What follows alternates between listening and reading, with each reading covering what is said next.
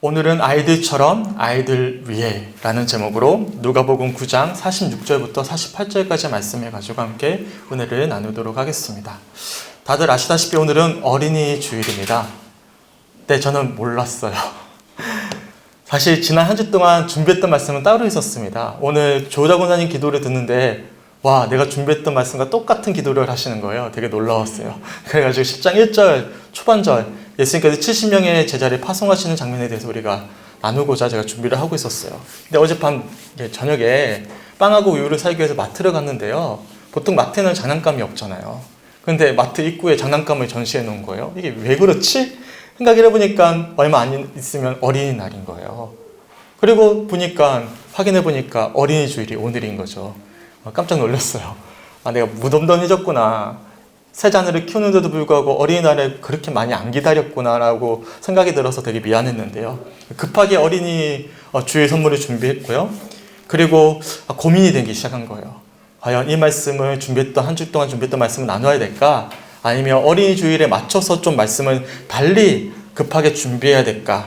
고민하던 도중에 이 말씀이 떠올랐습니다. 저희가 지난주에 나눴던 말씀인데 이 본문은요, 그냥 간단히 소개만 하고 넘어가 버렸거든요. 근데 이 말씀이 딱 떠올랐던 것이죠. 제가 오늘 본문을 한 번 더 세 번역으로 한번 읽어드리겠습니다. 제자들 사이에서는 자기들 가운데서 누가 가장 큰 사람이냐 하는 문제로 다툼이 일어났다. 예수께서 그들 마음속의 생각을 아시고 어린이 하나를 데려다가 곁에 세우시고 그들에게 말씀하셨다. 누구든지 내 이름으로 이 어린이를 영접하면 나를 영접하는 것이요. 누구든지 나를 영접하면 나를 보내신 분을 영접하는 것이다.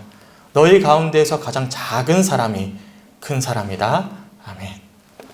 지난주에도 살펴봤지만 이 제자들은요, 부활의 주님을 만나기 전까지는 예수님의 마음을 제대로 헤아리질 못했습니다. 그래서 예수님이 오랫동안 사역하셨던 갈릴리 지역을 떠나서 사마리아 지역을 통과하여 예루살렘을 향한 여정을 떠나셨지만, 그래서 제자들은 그 예수님과 함께 했지만 예수님과는 전혀 의도도 달랐고 생각도 달랐고 마음도 달랐습니다. 제자들은 다른 유대인들처럼 로마의 압제로부터 민족의 해방을 이루실 메시아를 기다리고 있었기 때문에 이 제자들이 보았을 때 예수님은 그러한 자신들과 유대인들의 기대를 충분히 충족시켜 주실 메시아로 여겨왔던 것이죠.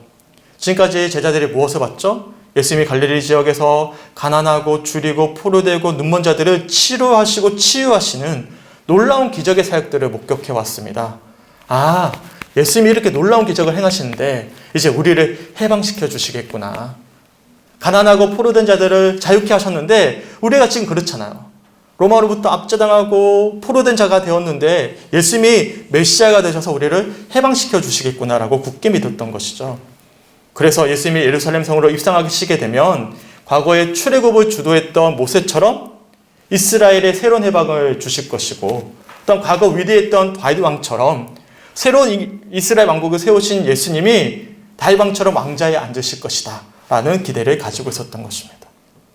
그래서 이러한 기대에 한껏 부푼 제자들이 오늘 본문 46절의 표현처럼 자기들 가운데 누가 가장 큰지를 서로 비교하고 자리 다툼을 미리 하기 시작했던 것이죠. 앞으로 예수님이 예루살렘 성에 입성하시게 되면 새로운 이스라엘 왕국이 세워지게 되는데 미리 서로의 어떤 공과를 비교하면서 높은 자리를 먼저 선점하고 싶은 마음이 있었던 것이죠. 과거 우리가 조선시대 역사를 살펴보시면 실정을 펼치던 왕을 폐위시킨 후에 새로운 왕을 옹립한 반정 사건이 크게 두 가지가 있었습니다. 첫 번째 사건은 연산군을 폐위시킨 중종 반정이 있었고요. 두 번째는 광해군을 폐위시킨 인조 반정이 있었습니다. 이 반정이라 그럽니다. 그러니까 왕이 뭔가를 잘못했기 때문에 신하들이 다른 왕을 옹립했다. 이거 반정이라고 해요. 하지만 이와 달리요, 특별한 문제가 없었던 어린 단종을 폐위시키고 삼촌이었던 수양대군이 왕위를 찬탈하게 되는데 이것은 반정이라 하지 않고 정난이라고 그럽니다. 계유정난이라고 해요. 이 왕위에 욕심에 섰던 수양대군이 특별히 문제가 없는 정통성이 뚜렷한 조카 단종을 몰아내고 스스로 왕위에 오른 사건이기 때문에 반정이라 하지 않고 정난이라고 부르고 있습니다. 하여튼 그렇게 왕좌에 오른 이 세조에 대해서는요, 역사학자들 사이에 의견이 분분합니다. 아주 좋게 보는 사람도 있고 나쁘게 보는 사람도 있어요. 저는 개인적으로 이 세조를 부정적으로 평가합니다. 왜냐하면 단종 이전까지는요, 할아버지 세종대왕의 현명한 정치 아래 신하들을 굉장히 공명정대하게 선출할 수가 있었어요. 하지만 세조시대 이후부터는 과거처럼 할 수가 없었습니다. 세조는 왕위에 올랐지만 왕권 찬탈을 위해 힘을 실어주었던 공신들이 있었어요. 한명회를 비롯해서 많은 공신들이 있었는데 이들을 무시할 수가 없었습니다. 그리고 이 공신들이 후에 후구대신이라는 새로운 정치 세력이 되어버립니다. 세조가 살아생전에는 정권이 좋았기 때문에 이 훈구대신들이 마음대로 할 수가 없었어요. 근데 세조가 죽고 어린 예종이 왕이 되거든요. 그때부터 훈구대신들이 막 자기 이야기를 하기 시작했던 거예요. 그리고 후에 사림 세력과 격렬하게 대립을 이루기 시작합니다. 수많은 사화들이 이 훈구대신과 사림의 갈등 속에서 일어났거든요. 그래서 훈구대신이라는 것이 원래 뜻은요, 오랫동안 공을 많이 세웠다는 좋은 뜻인데 그 이후부터는 권력을 앞세워서 여러 부패와 수탈을 저지르는 집단을 뜻하는 단어로 의미가 달라져 버린 것입니다. 제가 좀 말이 샜지만요, 세조시대의 공신들처럼 이 제자들이 자리를 탐한 거예요. 세조의 공신들이 훈구대신이 된 것처럼 새로이 예수님이 왕으로 오르시게 되면 이 제자들이 공신이 되어져서 어떤 권력을 얻고자 하는 그 욕망이 제자들에게 있었던 것이죠. 그래서 다투기 시작했던 거예요. 하지만 놀랍게도 예수님이 47절의 표현처럼 제자들의 마음속 생각들을 이미 알고 계셨어요. 그리고 당연히 이 시간 우리 예수님은 누구의 마음도 알고 계시는 것이죠? 네, 우리의 마음도 알고 계시는 거예요. 우리가 어떤 마음과 어떤 의도로 예배를 드리고 있는지, 평소에 우리가 어떤 생각을 하고 있고 어떤 시선으로 주님을 바라보고 있는지 우리 주님은 이미 지금 우리의 마음을 속속들이 다 알고 계신다는 것입니다. 제가 예전에 타조를 사냥하는 방법을 알려드린 적이 있습니다. 기억나십니까? 다들 아시다시피 이 타조는요, 굉장히 빨라요. 날지는 못하지만 조류 중에 가장 빠른 새 중에 하나입니다. 그래서 타조를 사냥하기 위해서는 무조건 쫓아가면 안 됩니다. 잡기가 쉽지가 않아요. 그렇죠. 하지만 타조를 쉽게 사냥하는 방법이 있어요. 당장에 잡으려고 하지 말고 일정한 간격을 두고 계속 쫓아가는 거예요. 좀 떨어져도 상관이 없어요. 계속 쫓아가요. 그러면 타조가 지구력이 그렇게 좋지가 않대요. 막 달리다가 순간 지쳐버리면 어떻게 할까요? 이 타조가 머리를 땅에 파묻어 버립니다. 머리를 땅에 파묻으면 밖이 보여 안 보여요? 자기 눈에는 안 보이니까 자기가 이제 다 도망쳤다고 생각한대요. 그때 잡으면 된다고 하더라고요. 그런데 생각해 보세요. 우리도 하나님 앞에서 그럴 때가 참 많거든요. 당장 눈앞에 하나님이 보이지 않으시기에 당연히 우리 하나님은 내 생각과 내 모습을 다 모르실 것이다. 나는 안 보이니까. 나는 하나님 안 보이니까 하나님 나를 당연히 모르실 것이다 라고 생각할 때가 참 많이 있죠. 제가 과거 예배 시간에 라틴어 이 코람데오라는 단어를 소개해 드린 적이 있습니다. 혹시 기억나십니까? 코람데오라는 것은요, 면전에서, 앞에서라는 뜻을 담은 코람과 데우스, 하나님의 합성어입니다. 그러니까 쉽게 표현하면 하나님 앞에서, 하나님 얼굴 앞에서라는 의미를 담고 있어요. 그럼 우리는 과연 날마다 코람데오의 신앙으로 살고 있습니까? 하나님 앞에서 우리가 살아가고 있습니까? 비록 그리스도인으로서 교회에 출석하고 예배를 드리고 교인으로서의 의무를 다하고 있지만 예수님과 다른 생각과 마음과 의도를 지녔던 제자들처럼 우리 역시도 주님의 생각과 의도를 헤아리지 못한 채로 그렇게 코람데오의 신앙을 잃어버리고 몸이 건조하게 그래 신앙생활을 할 때가 참 많이 있죠. 하나님과 별 상관이 없는 모습으로 당연히 하나님은 나를 모르실 것이라 여기면서 그렇게 살아갈 때가 참 많이 있습니다. 그런데 놀랍게도 우리 주님은 이런 우리의 마음속 생각까지도 의도까지도 모두 다 알고 계신다라는 사실이죠. 다시 한 번 더 본문 47절을 우리 다 같이 세번역 앞에 있습니다. 한번 읽어보겠습니다. 시작. 예수께서 그들 마음속의 생각을 아시고 어린이 하나를 데려다가 곁에 세우시고 아멘. 이 말씀이 부담스럽게 여겨질 수도 있어요. 왜냐하면 우리 주님이 내 숨겨놓은 마음까지도 다 알고 계신다. 그렇잖아요. 숨겨놓은 거 걸리면 뜨끔하잖아요. 죄책감이 생기잖아요. 나만의 공간이 있었으면 좋겠는데, 나만의 어떤 숨겨놓은 어떤 자리가 있었으면 좋겠는데, 예수님이 다 알고 계셔. 부담스럽게 여겨질 수도 있어요. 하지만 달리 묵상해 본다면, 반면에 또 큰 위로와 힘이 되는 말씀이기도 합니다. 한번 생각해 보세요. 고단한 삶의 여정 속에서 겪게 되는 아픔과 슬픔, 좌절과 절망, 그리고 막막한 현실을 바라보면서 계속 되뇌고 있는 수많은 고민과 고뇌들, 이런 우리 어떤 어렵고 힘들고 무거운 감정들, 생각들까지도 우리 주님이 다 알고 계시는 거예요. 나만 끙끙 앓고 있는 것이 아니라, 나만 힘들어하고 있는 것이 아니라, 내가 고민하고 내가 끙끙 앓고 있는 모든 것들을 누가 알고 계시는 거예요? 우리 주님이 알고 계시는 거예요. 사실 세상을 살아갈 때 내 생각과 내 마음을 잘 알아주는 한 사람만 있어도 사실 얼마나 큰 힘과 위로가 되는지 모릅니다. 정말 내 마음을 완전히 헤아려 줄 수 있는 사람, 나를 완전히 용납해 줄 수 있는 사람, 그 한 사람만 만나도 사실 세상을 살아갈 수가 있어요. 비록 그 사람이 당장의 문제를 해결해 줄 수 없어요. 하지만 함께 공감해주고 아파해주고 진심으로 마음을 나누어 줄 때면, 그런 한 사람이 내 곁에만 있으면 충분히 우리는 스스로의 힘으로 위기를 극복해 갈 수가 있습니다. 정말 그렇습니다. 제가 팔부처 같은 말씀을 계속 드려서 너무 죄송한데요. 저 같은 경우에는 눈빛만 봐도 서로의 생각과 의도를 헤아릴 수 있는 아내가 저를 살리고 있고, 저도 그렇게 살고 있거든요. 그 한 사람만 있어도 우리는 충분히 살 수가 있는 것이죠. 다 주변에 사랑하는 가족들이 있고 자녀들이 있고 이웃들이 있지 않습니까? 그 한 사람이 나를 살리는 것이거든요. 근데 더 놀라운 사실이 있습니다. 천지를 창조하시고 날마다 우리에게 새로운 생명을 허락하시고 더 나아가서 영원한 구원을 선물로 우리에게 주셨던 우리 주님께서 우리의 생각과 의도를 전부 다 알고 계시는, 공감하시는 것입니다. 그래서 이러한 사실을 우리가 진심으로 신뢰하고 믿는다면, 우리 주님이 나를 다 알고 계시구나, 내 마음에 완전히 공감하고 계시구나라는 사실을 신뢰하게 된다면, 이것 자체만으로도 우리들에게 얼마나 큰 힘과 위로가 되는지 모릅니다. 혹여나 잘못된 생각을 함으로, 잘못된 행동을 함으로 그 주님이 다 아시니까 책망받을 수도 있어요. 하지만 누구보다도 나를 사랑하시는 주님께서 우리를 가장 선한 길로 인도하지 않으시겠습니까? 내 마음과 생각과 의도를 온전히 아시는 주님께서 가장 바른 길로 인도하지 않으시겠습니까? 사실 저는 하나님이 아니기 때문에 저희 셋 딸의 생각을 다 알 수는 없습니다. 그래서 물어볼 수밖에 없어요. 근데 감사하게도 우리 아이들이 아주 순수해요. 물어보면 거의 다 이야기를 해줍니다. 자기 생각을. 아직 순수하고 착하죠. 꾸밈없이 이야기를 해줍니다. 종종 택도 없는 이야기를 해요. 택도 없는 이야기를 해요. 그래서 꾸중을 줄 때도 있습니다. 하지만 저는 아이의 생각을 알았기 때문에 이제 이 아이에게 유익이 될 수 있도록 올바로 지도해 갈 수가 있겠죠. 이처럼 우리 예수님은 제자들의 마음을 속속들이 알고 계셨어요.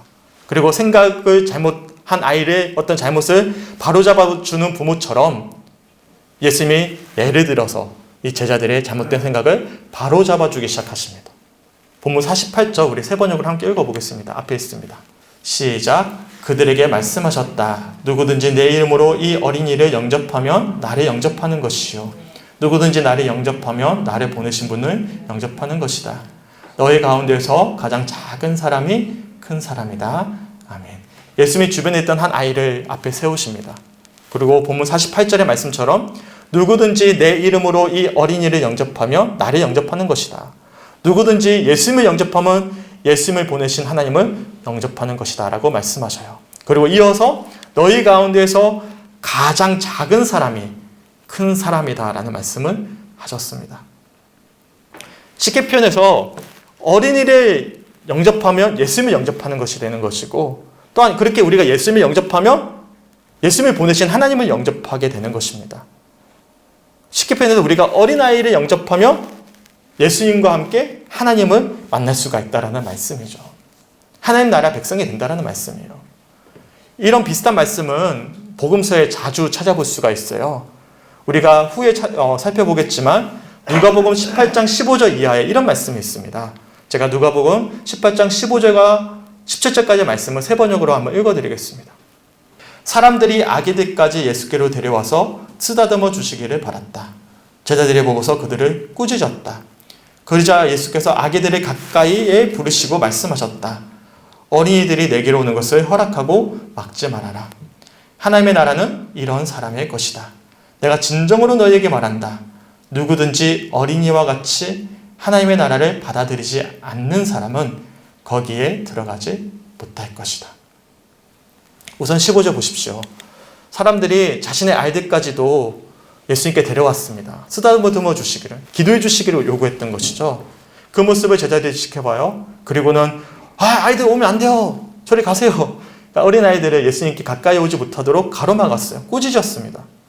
그러자 16절에 예수님께서 말씀하시기에 이 어린아이를 가까이 데려오게 하시고는 이 어린이들이 내게 오는 것을 허락할 것을 말씀하고 계시는 것이죠. 왜냐하면 하나님의 나라는 어린이와 같지 않으면 들어갈 수 없기 때문이다라고 말씀하고 있는 것입니다.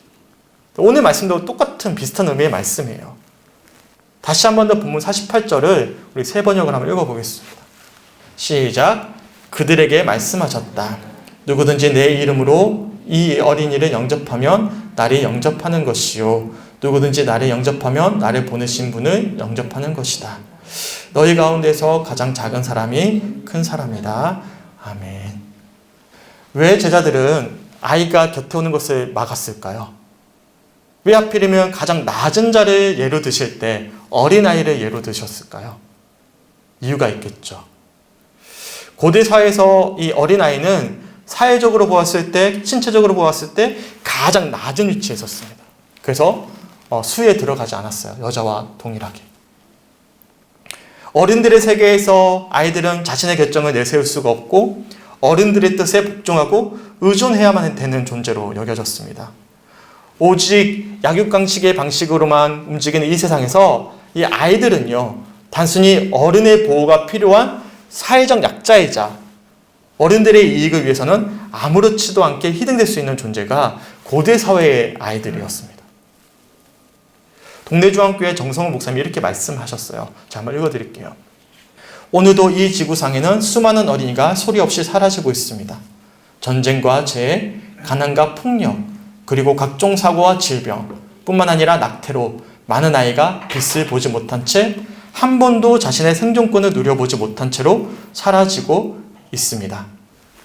어른이 다스리는 세상이다 보니 아이들이 죽어가는 것에 대해 크게 관심을 두지 않습니다. 오히려 아이들이 무지하고 연약하다는 이유로 아이들을 악용하거나 욕망의 도구로 사용하거나 아이들을 이용해서 자신의 목적을 달성하려는 사악한 어른들이 많이 존재하고 있습니다. 이 세상은 어른 위주로 움직이는 세상입니다. 어른이 만들어낸 질서와 제도와 원리에 의해서 세상은 움직여 나가고 있습니다. 아이들은 우선순위에 있어서 한참 밑으로 밀려나 있습니다. 이 표현이 가장 마음에 와닿았어요. 제 마지막입니다. 아이들은 우리들의 삶 속에서 우선순위에 한참 뒤로 밀려나 있다. 최근에 유엔 인구기금에서 2021년 세계 인구 현황 보고서를 발표했습니다. 우리나라는 합계 출산율이 1.1명으로 전 세계 198개국 중에 무려 198위입니다. 깜짝 놀랐어요. OECD 국가만이 아니라 전 세계 국가 중에 출산율이 가장 낮은 나라가 우리나라인데 이것도 1년 만이 그런 게 아니에요. 2년 연속입니다. 세계 평균 출산율이 2.4명이래요. 절반도 안 되는 심각한 수치를 보인 것입니다. 정말 심각한 문제예요. 우리 지금 아이들이 경제력을 책임져야 되는 그 나이가 되면요, 우리나라는 심각한 노동력 부족 형상을 느끼게 될 거예요. 그 나라의 힘은요, 노동력에서 나오거든요. 근데 이 노동력이 사라져버리면 우리나라 굉장히 힘들어질 것 같습니다. 그냥저냥 넘길 수가 없는 사실상 나라의 생존이 걸린 문제가 아닐까 생각해요. 우리는 지금 어른이니까 당장 우리는 먹고 살잖아요. 문제가 없잖아요. 아이들 문제니까 아이는 우선순위 뒤로 밀려나 있는 것이죠. 그렇다면 왜 출산율이 낮아졌죠? 여러 가지 이유가 있습니다. 정부의 정책 실패 탓이다. 젊은 세대들이 제대로 된 직장에 취직하지 못하고 또한 부동산 가격이 천정부지로 올라가면서 결혼할 엄두를 내지 못한다. 먹고 사는 것도 바쁜데 아이를 어떻게 낳겠느냐. 이유가 다양합니다. 하지만 제 개인적으로는요, 어떻게 생각하냐면 어른들의 이기심의 발로라고 생각합니다. 우리 부모님들은요, 우리 세대보다 훨씬 더 어렵게 사셨어요. 비교할 수 없죠. 하지만 우리 부모님들은 비록 자신들은 힘드셨지만 어린 아이야말로 우리나라에, 우리 가정에 내 삶의 희망이자 소망으로 여기셨어요. 그래서 평생 우리 할머니들은, 우리 어머니들은 아이들이 뒷바라지 하느라 일만 하시고 그렇게 아이들을 소중히 키우셨습니다. 그리고 그 결과 놀라운 성장과 발전을 이뤄낼 수가 있었죠. 우리 성도님들만 보셔도 알 수가 있어요. 제가 지금 코로나 때문에 다닐 수가 없는데 우리가 어르신들 모시고 한 19번 정도 다녔거든요, 외부를. 네, 기억나시죠? 포항도 가고, 주변에는 거의 다 가본 것 같아요. 경주도 가고, 황간도 가고, 막 여러 군데 갔던 이유는 전 몰랐어요. 저는 당연히 이 지역에 사시면 그런 데 다 가보신 줄 알았어요. 근처니까. 근데 한 번도 성주 밖을 나가본 적이 별로 없다 라는 말씀을 듣고는, 평생 그렇게 이 지역에서 열심히 사셨구나. 우리가 지금 마음껏 젊은이들이 먹고 누리고 있는 여행과 어떤 맛있는 음식과 맛있는 것을 먹고 있지 못한 채 그렇게 아이들을 키우시면서 사셨구나 라는 생각에 너무나 죄송스럽기도 하고 감동도 되어서 사실 그렇게 다녔던 거였거든요. 당연히 코로나가 조금 이제 잠잠해지면 또 다닐 거예요. 지금 못해서 너무 안타깝고 아쉬울 뿐인데, 그렇지 않습니까? 근데 요즘에는 그렇지가 않아요. 우선은요, 현재 내가 소중합니다. 내가 소중해요. 즉 내가 우선이에요. 당연히 아이를 출산하게 되면 어떻게 됩니까? 충분히 즐기고 누리고 싶은 것을 누릴 수가 없어요. 솔직히 말씀드리면 저는 아내와 결혼해서 한 번도 아이를 떼본 적이 없어요. 둘이서 놀러 가본 적이 한 번도 없습니다. 제 평생의 소원은 아내와 둘이서 식당 가서 여유롭게 밥도 먹고 영화도 보는 거예요. 결혼하고 한 번도 못했거든요. 그러니까 누릴 수가 없는 거죠. 당연히 경제적으로 어렵습니다. 육체적으로 힘이 듭니다. 모든 면에서 어려운 시간들을 보내야 됩니다. 당연히 정부의 정책의 실패도 이유가 될 수 있고, 제대로 된 직장도 집도 구하기가 묘연한 젊은 세대들의 어떤 불안한 심정도 충분히 이해가 됩니다. 하지만 어린 아이보다는 나를 더 중요하게 여기는 세태가 반영된 결과 중에 하나가 또한 현재 출산율의 급격한 하락이라고 저는 보고 있는 것이죠. 누구를 탓할 것이 아니라 과연 내게 있어서 가장 소중한 것은 무엇일까? 나 자신. 그 외에는 별로 없는 거예요. 또 한 가지 예를 든다면 노키즈 존입니다. 혹시 들어보셨습니까? 노키즈 존? 쉽게 표현해서 이제 아이들은 들어올 수 없는 공간이라는 뜻입니다. 종종 커피숍이나 식당에 가게 되면요, 우리 가게는 아이들이 올 수 없다라고 이제 돌려보내는 경우들이 있어요. 충분히 이해해요. 왜냐면 아이들이 커피숍 가서 막 엄청 떠들고 막 뛰어다니고 하니까 커피숍에 굉장히 힘들었겠죠, 식당에서. 어쩔 수 없이 노키즈 존을 준 것을 전 식당은 이해해요. 당연히 그럴 수 있어요. 식당이나 그런 어떤 사업자분들을 탓하는 게 아닙니다. 하지만 아이들은 잘못이 없거든요. 누가 잘못이죠? 공공장소에서의 제대로 된 예의를 가르치지 않은 부모의 잘못이거든요. 하지만 이 어린의 책임이 더 큰데도 결국에는 그 장소에는 누구만 못 들어가는 거예요. 부모가 못 들어가는 게 아니라 아이들이 못 들어가요. 저는 이런 어떤 생각들이 굉장히 속상한 거예요. 이처럼 우리가 살고 있는 세상은 대부분 어른 위주로 돌아갑니다. 아이들은 우선순위 한참 뒤에 밀려 있어요. 특히나 요즘 시대는 더 그렇습니다. 당연히 예수님 시대도 더 심했어요. 그래도 제자들이 어린 아이들이 예수님 곁에 오는 것을 꾸중했고요. 그런 시대상을 아셨던 예수님께서 누가 크고 작은지를 두고 다투는 제자들에게 이 어린 아이를 예로 드셔서 낮아진 그곳에 주님이 계심을 예로 드셨던 것입니다. 다시 한 번 더 본문 48절을 세 번역을 한번 읽어보겠습니다. 시작. 그들에게 말씀하셨다. 누구든지 내 이름으로 이 어린이를 영접하면 나를 영접하는 것이요. 누구든지 나를 영접하면 나를 보내신 분을 영접하는 것이다. 너희 가운데에서 가장 작은 사람이 큰 사람이다. 아멘. 높은 자리를 선점하기 위해 다투고 있던 제자들을 향해서 어린아이를 영접하지 않으면 너희는 나를, 예수님을 영접할 수 없다라고 말씀하셔요. 더 나아가서 너희는 하나님을 영접할 수 없다라고 말씀하십니다. 그리고 너희 가운데 가장 작은 사람이 큰 사람이라고 말씀하고 계십니다. 충분히 이 말씀만 읽어도 무슨 말씀을 하시는지 이해할 수 있는 말씀이죠. 누가 크고 작은지를 다투고 있던 제자들과는 달리 하나님 나라가 임한 진정한 하나님의 사람들은요, 낮은 자의 마음으로 상대를 높여주는 자임을 알 수가 있는 것입니다. 왜냐하면 가장 낮은 사람의 마음을 가진 사람들이 우리 예수님을 만난 것이고 그 마음 가운데 우리 예수님과 하나님이 계시기 때문이죠. 하지만 여기서 우리가 조금 더 묵상할 부분이 하나 더 있습니다. 왜 예수님이 하필이면 어린이를 예로 드셨을까? 가장 작은 사람이 되는 것을 어린이를 예로 들어서 설명하셨는데, 그렇다면 우리는 왜 어린이를 예로 드셨을까? 과연 이 어린이는 어떤 성향을 지니고 있는지를 알아야 하지 않겠습니까? 그래야만 우리 역시도 어린 아이와 같은 마음으로 주님을 바라볼 수 있지 않겠습니까? 그리고 주님의 마음을 품은 자로서 주님이 보시기에 가장 큰 자가 될 수 있지 않겠습니까? 제가 이어간에서 영상 하나를 한번 보여드릴게요. 영상 하나 보고 말씀 좀 이어가겠습니다.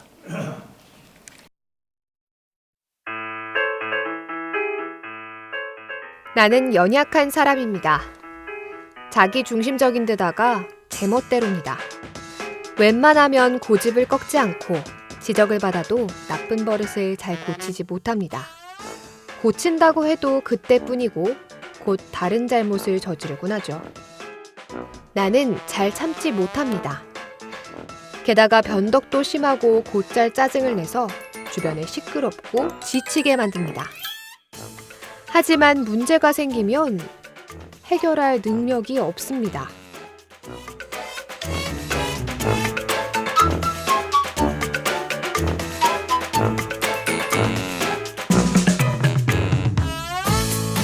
나에게 있는 장점은 엄마 아빠를 보면 거침없이 달려가는 것입니다. 나는 모든 것을 버려두고 눈을 맞추며 빛보다 빠르게 품에 안깁니다.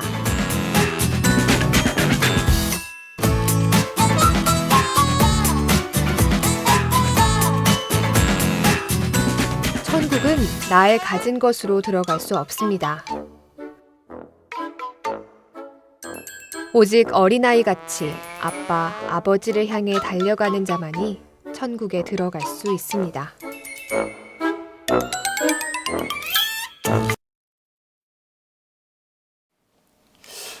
저희 세 자매도 그래요. 왜 요즘 젊은 사람들이 아이를 낳지 않을까? 충분히 공감합니다. 정말 이해할 정도로 힘이 들 때가 참 많이 있어요. 특별히 반복해서 이야기했는데도 말 왜 이렇게 안 듣지? 미치고 환장하겠네. 어제도 우리 셋째 주아를 조금 혼냈거든요. 문 가지고 장난치길래 제발 좀 문 가지고 장난치지 말라. 너 다친다. 한 번 이야기, 두 번 이야기도 안 돼. 또 한 세네 번 또 하고 있는 거예요. 화가 확 났지. 그래서 주아를 불러다가 너 왜 그랬어? 했더니 정신이 나갔다 그랬나? 제가 정신을 차려 했더니 정신이 나갔대. 그래서 너무 미안했는데 말 잘 사용해야 되겠다. 아이가 정신 나갔다 그러네. 그래서 되게 미안했는데요. 우라통이 터지는 거예요. 실제로 아이들을 잘 보면요, 착할까요? 별로 안 착해요. 별로 생각보다 안 착해요. 영상에서 뭐라고 이야기하죠? 아이들은 자기 중심적이고 제 멋대로입니다. 웬만하면 고집을 꺾지 않아요. 고집 없는 것 같죠? 쇠고집입니다. 지적을 받아도 잘 고치질 않아요. 귀담아 듣지도 않고, 고치더라도 그때뿐이고 다른 잘못을 또 저지르곤 합니다. 인내합니까? 어른보다 훨씬 더 인내 못해요.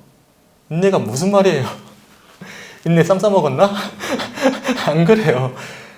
변덕도 심해요. 짜증도 잘 냅니다.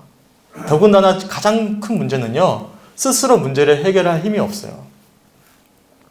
하지만 그런 아이들에게 누가 있죠? 뒤에 사랑하는 부모님이 계셔요.